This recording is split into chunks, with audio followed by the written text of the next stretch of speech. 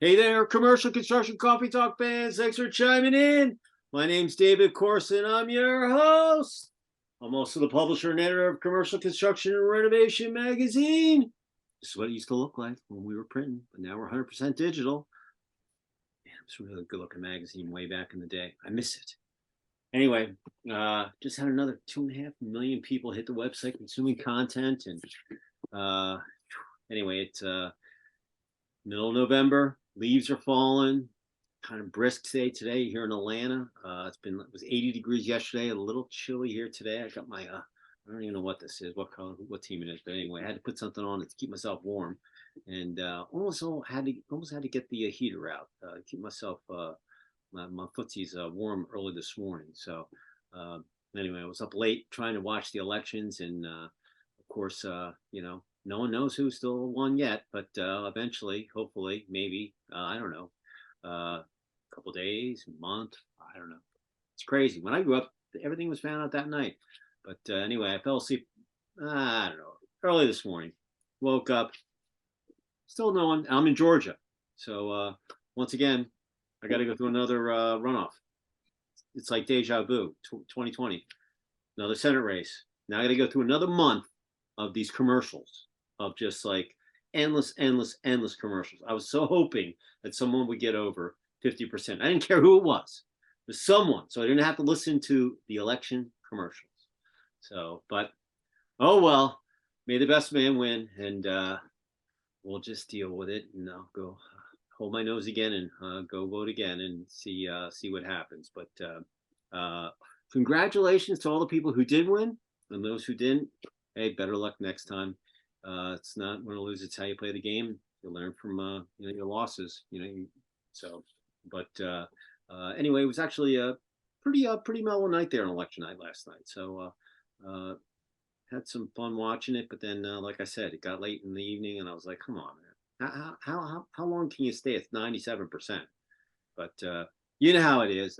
It's every 4 years or every 2 years, you got to do your civic duty and vote, And for those of you who didn't vote, don't complain because you didn't vote. You didn't exercise your right. Anyway, got Thanksgiving coming up in a couple of weeks.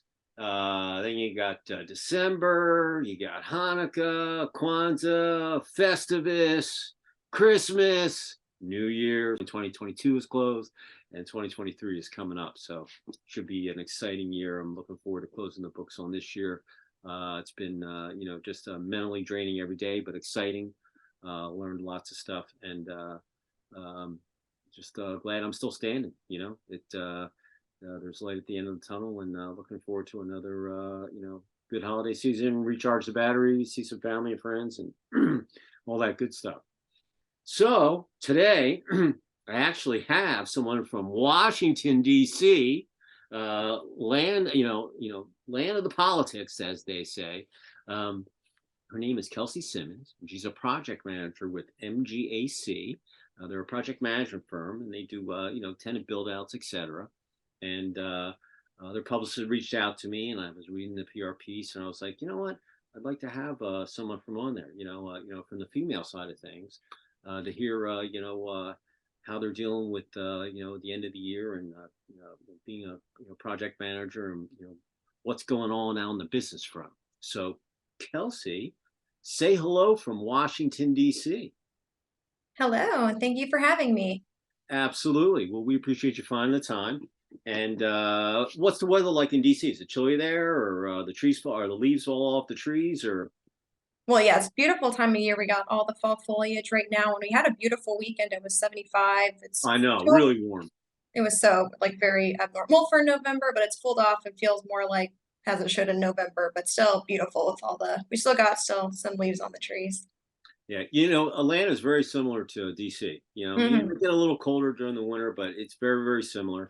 And Yeah, I mean, it was so hot. I mean, it was 70, 80. We just turned the air conditioning on over the it's weekend. crazy. But now, like I said, it was chilly here today, and the wind came up, and so all the leaves got. When I was standing in line voting yesterday morning, I was at a church. That's where I vote, and all these trees, all the leaves were just. It was like snow and leaves on me. Oh. By the time I got back to my truck, it was covered with leaves. So I told the lady next week they're going to need a lot of bags to pick up all these leaves. I mean, Yeah, the streets are covered in them here. oh So yeah. Oh, yeah. So my neighbor, he was dealing with the leaves last week, and I went out to him and said, "Rich, what are you doing with the leaves? You still got a bunch of leaves left on the trees. You yeah, just they're just gonna keep falling. You clean up I'm some letting them and all fall once, and I'm going to go get them. Okay, I'm not we dealing have with to do it once. Yeah. yeah. So anyway, but the leaves were falling, and we still have a bunch of leaves down. The leaves are still in the tree, so we still have a good couple weeks. But with one good wind, see you later, and then it's time to go get them. So the way this works is I do it in 3 parts. You're going to tell your story, where you grew up, where you went to school, brothers, sisters, play any sports, and then how you ended up at MGAC. And then we'll talk about the last 30 months of the roller coaster, lessons learned, and how you navigated it. And then you'll leave our audience with one positive thought or phrase in your contact info. So with that said, Kelsey, the floor is yours. Thank you. Yeah, so a little bit about myself. I am originally from Texas, born and raised in the suburbs of Dallas, Fort Worth. I have 2 younger sisters that moved back there, so a lot of my extended family and my parents are still there. So I'm in Texas all the time and still consider myself a Texan at heart, even though I've been Were in you in DC Fort now. Worth or were you in Dallas? Because the Fort Worthians, they don't like to go over to Dallas, and Dallas doesn't like to go on the Fort Worth. That it's what is it? I always do my events right in the middle, so I don't get anybody ticked off. So they'll all Yeah. Yeah, so I'm actually from right in the middle. A suburb called Southlake is where I'm from. Mhm. It's right near DFW Airport. So basically about an equal drive to both, which was nice. Got to go to Dallas, got to go to Fort Worth. So call them both home. Yeah, yeah, absolutely. So keep going. Oh So yes. Yeah, so I like I said, I have 2 younger sisters, so I'm there, all the time and lived there until I left for college. I went to Vanderbilt University, so I moved to Nashville for 4 years and absolutely loved it. I studied civil engineering and double majored in economics. Most of my dad and a lot of my uncles on both sides of my family worked in construction and engineering, and growing up, I always preferred the math and science classes, so going into engineering made sense. So did that out of school, or did it in school, and then while I was in college, had a couple internships, primarily civil engineering design based. So getting to sit in an office, learn, different things. And in doing that, realized that I didn't think that was what I wanted to do long term. And also, using my economics degree, wanted to do something a little more on the business side of the industry. So I thought it would be a good fit to go work for a general contractor. So out of college, I moved to Washington, D.C., where I still live here with my fiance now. But yeah, so I worked for a large contractor here, doing primarily large base building, ground up, year-long projects. And that was such a great experience right out of school. I was on site in a trailer to working and built garage, the garage of when we finished it. And so moving around and getting to actually be on site was honestly the best way, like, to get to learn the ins and outs of construction, learning from the people I worked with who had been in the industry forever, but also, all the talented tradesmen and women, just getting to see all the details that go into every little that was piece my of it. question. Were you one of the few women on there, or there a fair amount? I've actually had, in my career, I will say, I don't know if it's a DC thing, but I've worked with a ton of amazing women. So I've never really felt like I was, so it varies by project to project, but yeah, in all the roles I've had, I'm currently working on a team now where it's primarily women on one of my projects, which is just amazing to see. So I think, the industry's come a long way with having women. So, I think as far as like tradesmen on site is obviously primarily still men, but I think from a large, kind of across the board, starting to see more women, which is great. Yeah, I was an econ major too in school, so Oh, nice. yeah, I was more into the development kind of side of things, but I was a double major, political science, economics, but Okay.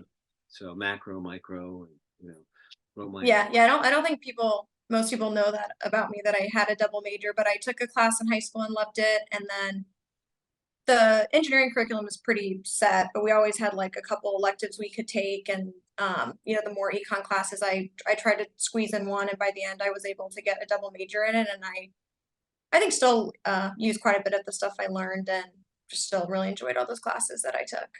A lot of econ majors become attorneys. I mean, believe it or not. Yeah, I mean, that's what they yeah, go through econ, and they become an attorney. But I didn't go that route. But I don't know. I like the numbers thing, the supply and demand, and the yeah, graphs.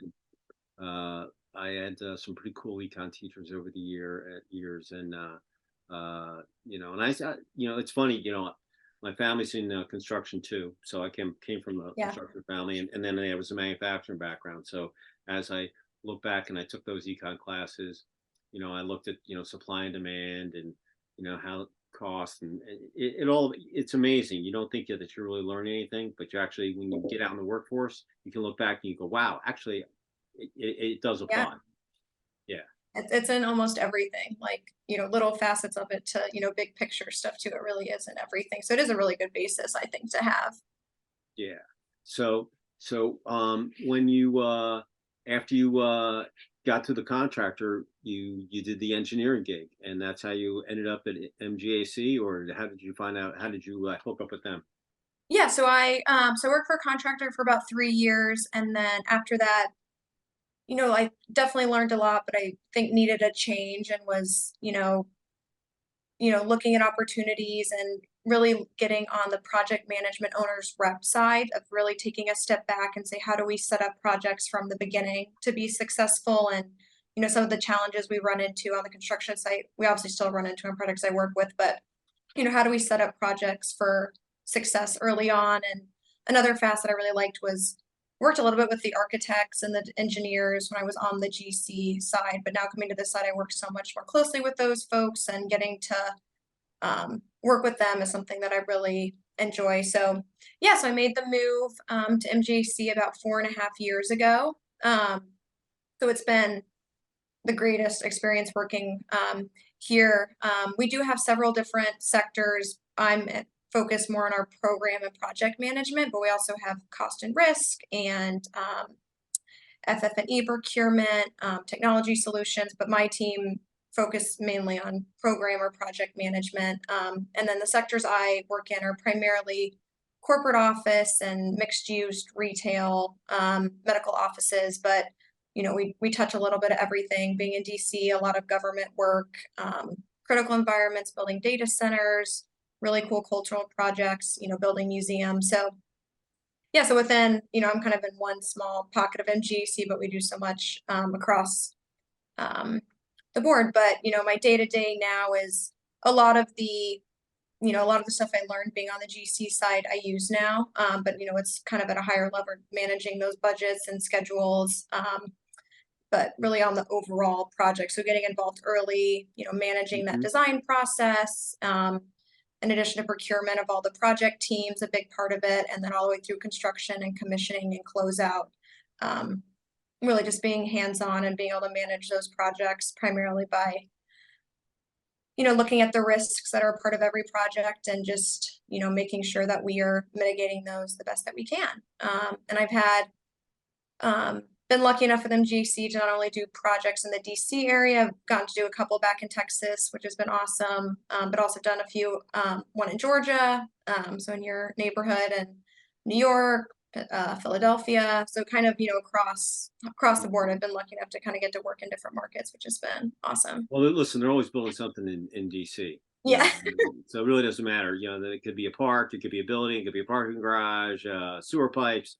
There's always orange barrels someplace. Yeah. So, yeah, Always construction here.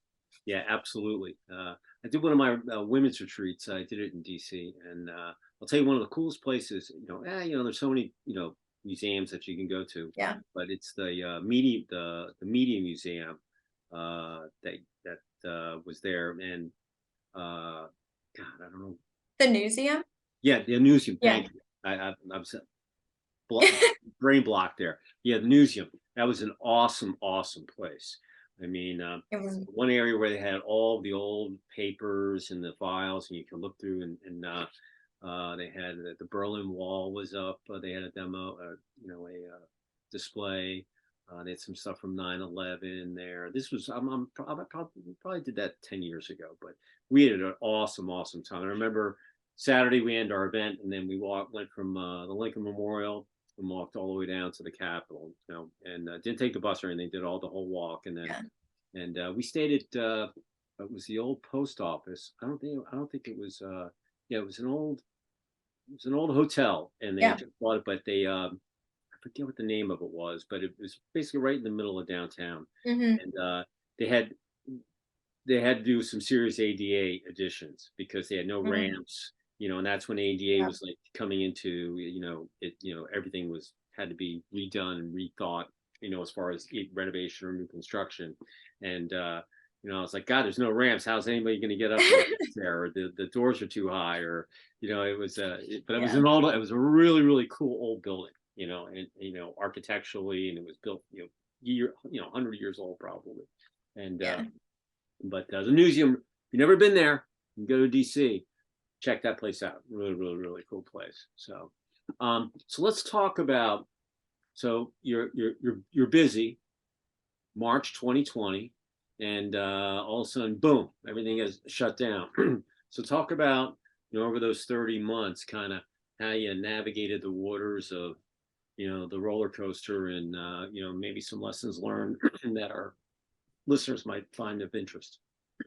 Yeah. Well, obviously it was a crazy time for everyone, especially, in the construction industry. So I think, our primarily my job is, how do we manage and how do we problem solve? And, when you're faced with a whole new problem none of us have dealt with, it was obviously an eye-opening and such a lesson, a learning, experience. And I think over over the time frame, like the lessons and like the risks that we face changed so much. I mean, at the beginning, it was, Well, you you didn't know, know. we didn't know. And it was, No. I think the biggest thing was construction was obviously deemed essential. So it was, how do we keep building? How do we keep people safe? I mean, one of the biggest things in construction is we want everyone to go home safely. And, if a job site's not safe, it's, not a successful one. We never want anyone getting hurt. So how do we, keep asking people to come to site and keep schedule, but maintaining social distancing and, just keeping everyone as safe as we can. So it was a huge upfront lift, particularly for our GC partners to work through, different means and methods of doing that, but, daily check-ins and how do we keep the site clean. So that was obviously huge efforts that we didn't have accounted for in schedules and budgets that we had. So there was a huge uplift up front. For most projects that, had to keep going. I did have one project that, we were able to, based on kind of some flexibility the client had, we actually put the project on hold for a few months until we could get going. So that one helped, but we had some that, we had a deadline, we had to keep going. So, I think that was at the forefront of really what we dealt with. But I definitely think there was some good, lessons learned that came out of that as far as like tracking on site and also just keeping, the job site clean, which is always important. So that was kind of upfront, what we dealt with. And I think now kind of getting through that, for new projects that started since then, we kind of incorporated that in early on. So obviously we could mitigate those risks by making sure we had, measures in place to account for those. But I mean, now it's so much of supply chain issues that we're seeing and, labor issues that we're seeing that, are kind of like the second wind that came out of everything that was happening. So again, some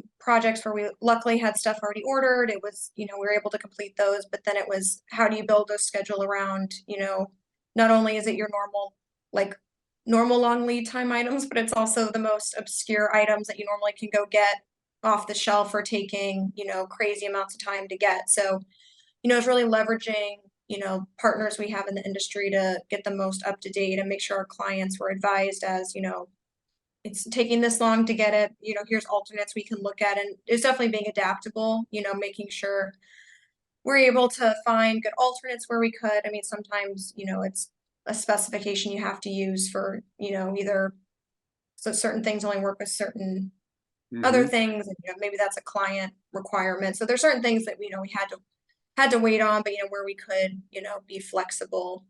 But I think especially now, a huge lessons learned is new projects moving forward is building all of that into our contracts. And, because at this point, it's not really an unknown anymore. And, I think sometimes it's used as, well, I can't get something because of, but, blaming it on Well, something and maybe it's not. So I think it's really parsing through that because I don't think that we didn't really see that before, where I think sometimes it's just like, oh, I just can't get something in time. So I think it's being able to just make sure that we protect the client and, have things built in where we can, be able to get things and not run into issues there. construction safeties, listen, we don't want anybody, but I don't think it really got the, people, they get set and you keep going, every day's the same gig. And, Yeah. safety really kind of, OSHA's there and you got all that stuff going on, but it really had a backseat until the shutdown happened. And Yeah. then it came to the forefront again.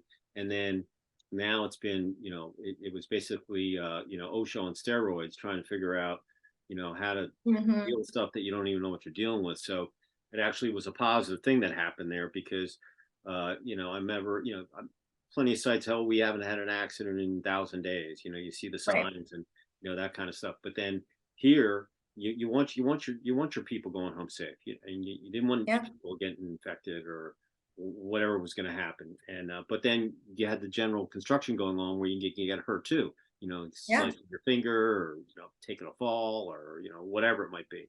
So the whole safety thing has been. I think it was a positive thing that kind of just shook people's heads and said, yeah, we got to do this, but we also have to make sure that Right. it's a prominent feature regardless. So um, so did your firm, were you hybrid? Were you in office? Did you do the Zoom gig like we're doing now? How did that work?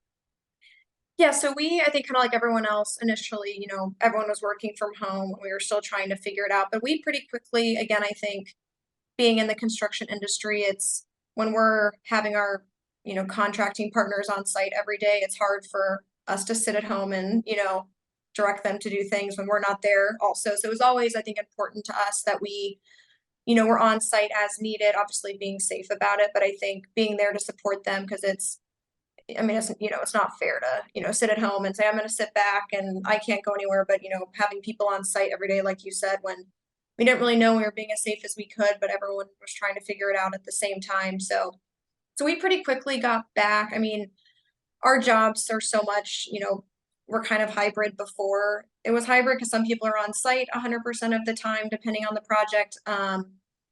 Mine are a little more, or have been in the past, more flexible, where I go into the sites a couple days a week, go into the office a couple days a week. So it kind of has been a little bit of a hybrid, but we're pretty much back now to most days being in the office or on site, which is Okay. so nice from like a collaboration standpoint and just being able to be together again. Yeah, absolutely. The uh so what were some of the coolest projects that you think you did over the last couple of years, just off the top of your head? Yeah, so I have done some projects for a financial services company here. Have really worked with them to kind of change their workplace and kind of before, we've gone to the point now where I think so many clients are working towards like, how do we get people back in the office and how do we, make it enticing? So I think even like before, the last 30 months they were doing that anyway. So I think it's kind of been really cool to see that because a lot of the things that we implemented on those projects, like more collaboration spaces and more places where you don't just have to be sitting at your desk all day. You can go and grab a booth and plug in and, share your screen. So a lot of that has been really, interesting to see because that's, what so many people are going towards now. And also working for another client building medical offices. I hadn't had any, medical experience before that. So obviously with everything that's been going on, like obviously medical is so big right now and just seeing, everything that kind of goes into that's been really and how they've kind of adapted to um what's going on Infection as well. control. Yeah. It's listen, Yeah. hel- hospitals, medical facilities are like hotels. The only big difference is you've got infection control that you have to deal with. Yeah. But now hotels are kind of like healthcare facilities or medical because they too have to be sanitary and all that Hmm. stuff. So it's kind of a I always thought that there was a big crossover between the two. The only difference, you have, instead of having nice FF&E fixtures in a like a Yeah. hotel would, you've got the EKG fixture or whatever it might be. And Yeah, whatever it's medical still equipment. it's still a Yeah. hospitality. So Yeah, it was actually really interesting. A couple different coworkers of mine, because I think we're always trying to like, because sometimes we're so siloed in our sectors, but it's like, what are you seeing in hospitality? What are you seing in data centers? What are our different clients doing? So a few months ago, a couple of us got together and we're kind of just looking at how are our sectors changing. That was actually one of the things that we talked about, was a lot of the things in the hospitality industry, like we're seeing not only on the medical, but also like corporate offices and having all the amenities. Again, how do we get people to want to come back to work? If they can not commute and roll out of bed and start working, we have to entice them to come in. So, if that's higher end finishes and, having that experience that they can't have at home. I mean, that's so much of what a high-end hospitality is. We travel so that we can, go stay in these beautifully designed places that aren't our home. So I think having that perspective from like a work perspective is the same thing. We've got to employers want employees to come back. So how do we, build spaces that make them want to do that?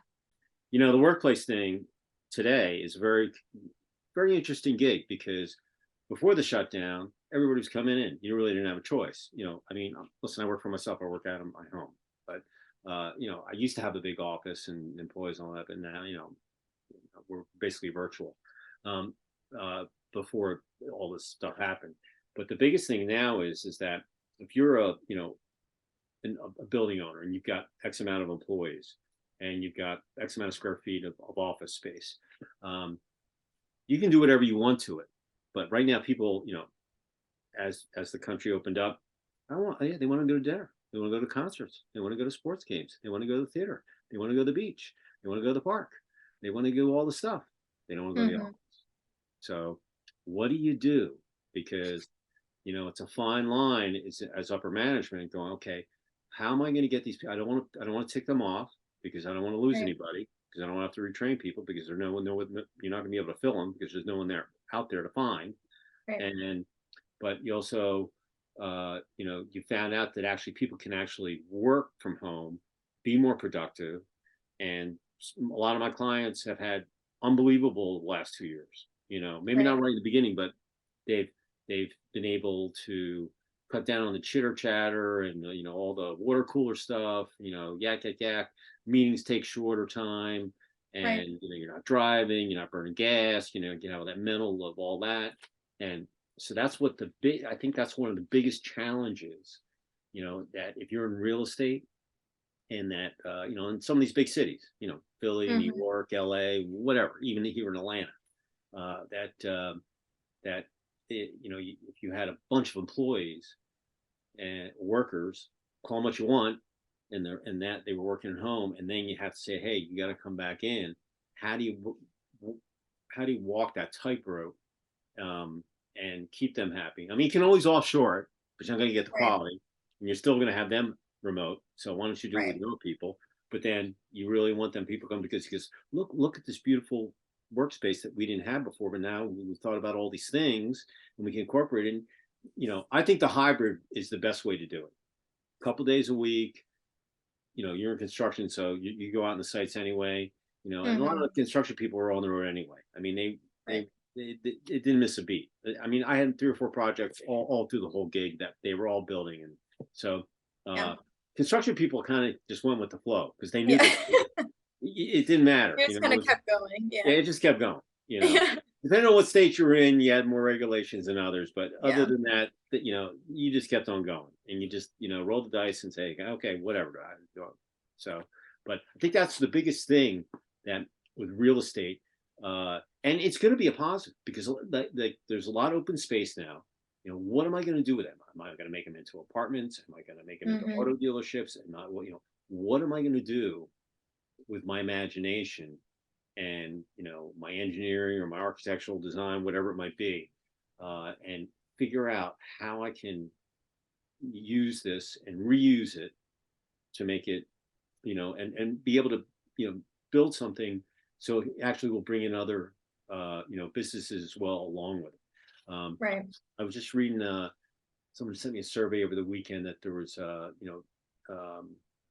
big, a lot of mega projects that are going around the state, in the states, and but they just bring them along all these other projects that want to kind of, piggyback on top of them, because they're going to need all these other different types of services and, retail outlets, whatever it might be, that, that they're going to need.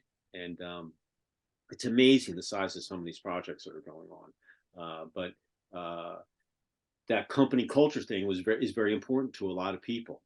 And but in the whole big scheme of thing, it's really not that important, because you just want to make sure your people are going to get the work done, Right. and so whether it's going to be a hybrid or whatever. So I think that your company's doing it the right way, with, a couple days here and there. There was an engineer in New York. He comes in. He was in the Big Apple. He lives across in Jersey. He would go into the city a couple days a week, and the rest he would work out of the house, or he would go on, go on site visits, for projects that he was doing and stuff. And so he was into the EV thing, trying to get all the all these charging stations and buildings and stuff. And God knows how many buildings are in the city. So, but I think real estate is going to be an amazing transformation of, that's a big area of, what are they going to do? And it's Hmm. going to be exciting to see. Kind of, it's like restaurants. You won't even recognize what restaurants look like in a couple of Yeah. years. In fast food and dining, there's no dining room. It's all drive through, and uh, it'll be definitely interesting to see how that all goes. And you use an engineer, that's kind of, that whole thing of, re-engineering something, Right. Yeah. How and do you repurpose something? And, like you said, I think it's an opportunity to make things, better and different than they were before. And like you said, I mean, I think so much of it is, at the end of the day, we're people and we want to be around other people, but depending on the job, I mean, everyone's different. I mean, some people work much better heads down at home, and I'm someone who thrives being in an office, hearing someone else have a conversation, especially in our, industry. I'm hearing my colleagues' conversations and like, oh, wait, that's an issue that I had and I fixed it this way. Or, oh, you're having that issue too. Like I am too. Like maybe we can like combine forces and try to figure it out. So things like that that you would never hear at home, we're Mhm. hearing it here. So I mean, that's just my company. But even like on a project standpoint, like I think it's so important to be together on site. I mean, back in the days of, we were on site, the whole team once a week, the architect, the engineer, the owner, look at things. Like we could solve the biggest problems just all being in the same room looking at it that would take 5 or 6 Zoom calls to probably not even solve it. We're looking at it, someone's on Right. site, someone's not paying attention because they're on another call. So there's just not the same level of, collaboration that I think in this industry is just so important. So I think, not only for our clients, but also for, my company too. I think, at least for me, I find it so much better being in person. And, but yeah, I think it is a balance of getting people to want to do that on their own and not being told they have to. And I think whoever can figure out how to do that best is going to be really successful. Yeah, But I think, that's the as we, yeah, million dollar question. Or hmm, is I think the Powerball is 2 billion. That's the $2 billion yeah, question. There you go. If they, knowing that you went through all this, and you're still standing, so congratulations. If there was, what was the biggest lesson that you think you learned, with your company, or your company learned, through this whole fiasco? I mean, honestly, I think it really was just the importance of like collaboration and working together. Like, no one person is going to solve a problem. I mean, we all need to have a hand on it, as far as the architect maybe figuring it out, looking at a detail, and then the contractor actually has to build it. So I think just being as a team and working together is something that I don't think I really appreciated before this all happened. It was kind of just taken for granted that, oh, everyone's going to show up and help fix the issue, but it's so much easier when everyone's sitting at home for things not to get solved and we're having the same issues every week. So I think really just moving forward, working in that same collaborative and making sure that like projects are set up that way so that we are, on site at the same time as much as possible and really able to, work through those things and just have the team set up that way because there's just so much more of like a teamwork mentality to try to fix things versus like I'm on an island sitting in my office, Mhm. in my world and I can't fix it, someone on site's going to fix it. And not having that mentality, I think, is just a huge lesson that this kind of brought out, and just making sure that as we kind of get back to regular life and things, go back to normal, I think just maintaining that, I think, is really important, at least for me. Yeah, awesome. The if someone wanted to get in touch with you, and talk engineering, project management, etc., how would they reach out to you? Yeah, so you can definitely email me. I'm happy to answer questions or just connect. More than happy to. My email is Kelsey, Kelsey .Simmons, SIMMONS @MGAC.com. Awesome. So if you're out there, you're looking for a project manager firm, or you're maybe doing medical office or tenant build out, or you've got some real estate thoughts, there you go. Coming from the construction family, she was a Commodore up in Nashville, excellent baseball team, football team. They're playing in the SEC. What are you going to do? Small school. But hey, you left Nashville. I'm amazed. You got people go to I Nashville, they know. don't leave. It was hard. shocked. I get back to visit as much as I can. I'll always love Nashville. It was the most fun place to go to college. So. Oh yeah. No, Nashville's a good town, no doubt, no doubt. If someone wants to get in touch with me, I'm at David C at ccr-mag.com. If we just had another 2.5 million people, on the website, consuming content. If you've got any product releases, could be anything, personnel, charity, case studies, whatever. We look at everything. That's how Kelsey got on there. They sent me a press release. I talked to a publicist, I blah, blah, blah, and here she is. So I look at everything. So it's very tough to get in the magazine, but I got plenty of social media, and I'm posting every day on the new website, and so there's all new bells and whistles in there. So send me something. We look at everything. I'll even come back to you. If I post anything for you, boom, I'll send you the link. You share it. It's a win-win. So, well, Kelsey, one last thing. If there was one thought or phrase that you'd want to, positive thought or phrase that you'd want to leave with our listeners, what would that be? Yeah, so I think something that a phrase I, try to live by is, work hard and the rest will come. I think so much of getting through these past few months, just keep going, and it'll all work out at the end of the day. And I think especially as we head into the holidays and, things are always crazy at the end of the year, just, keep pressing through, and then, we'll get to have the holidays and kind of refresh, and just wishing everyone a happy holidays. Yeah, listen, if you're a retailer out there, you're trying to get stores done before Yeah, Thanksgiving, because that's where money's going to be made. But Thanksgiving, Christmas. Black shopping, Yeah, Black well, Friday shopping. you're a retailer, and you're a contractor building retail stores. You're at the gun. You got about 2 weeks to get it done, and because the circulars are printed, all the stuff, the commercials. So being in retail at this time of year, it's a very, very, very rigorous just mental drain. And so if you're out there, you can do it. Just stay positive, have a smile, and be safe too. So, well, Kelsey, this has been a pleasure speaking with you in DC. Texas, Commodore, back to DC, and you work for coming from a construction family, and listen, I come from, like I said, I come this generation. My cousins are running running the company right now, but I'm still in construction. I'm just building a magazine. Yeah. I'm just not building a building, so it's amazing that all the things that you do, history always repeats itself. It does, yeah. It is crazy how people in this industry, it seems like everyone has family in it, for some connection. So. Oh yeah. So, well, with that said, everybody have a great rest of the week. And like I said, you got a couple weeks before Turkey Day. Recharge your batteries, have fun with your family, your friends. Don't eat too much food. And then you got a couple weeks in December, and then it's the holidays. Things kind of shut down, and then get ready for the new year, and then you can do it all over again, and the projects will start running. So, with that said, Kelsey, say goodbye from Washington D.C., our nation's capital. Goodbye. Thank you again.